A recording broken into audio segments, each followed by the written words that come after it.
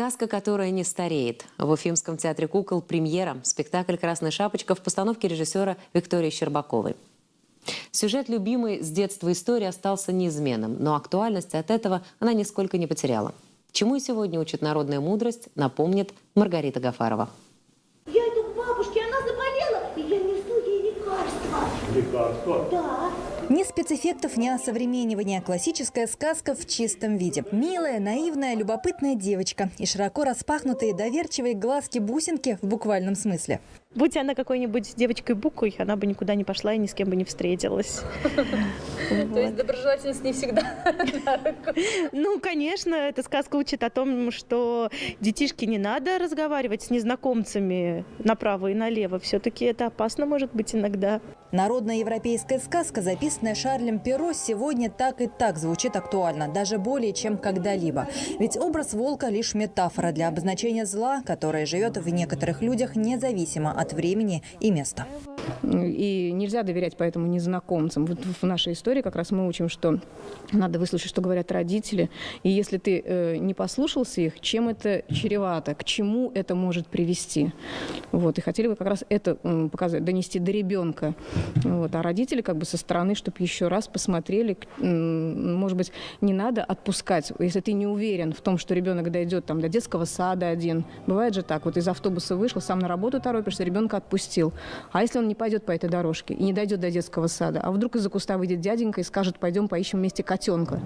И ребенок скажет: да, пойдемте, и не дойдет ни до какого детского сада. А куда он его, за каким котенком поведет этот человек?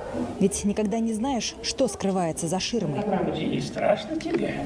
Сначала мне было немного страшно. Мне еще мама сказала ни на что не отвлекаться и ни с кем не разговаривать. Но ведь с вами я уже познакомилась.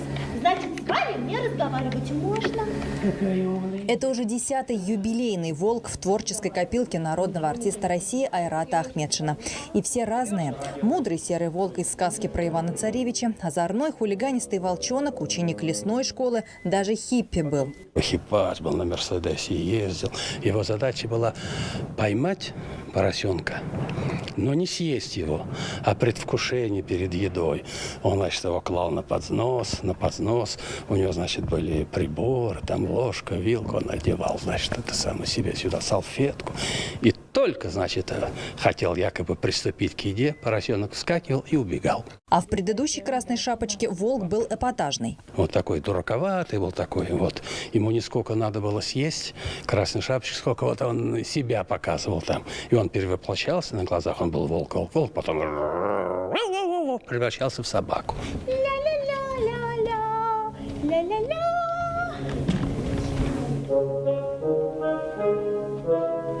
В этой постановке злодей таки съедает Красную шапочку. Но, разумеется, все закончится благополучно. И единственная сложность – это сроки. У постановочной группы всего недели, чтобы окончательно собрать спектакль, премьера которого состоится уже в эти выходные. Маргарита Гафарова, Салават Валеев, Россия Культура, Башкортостан.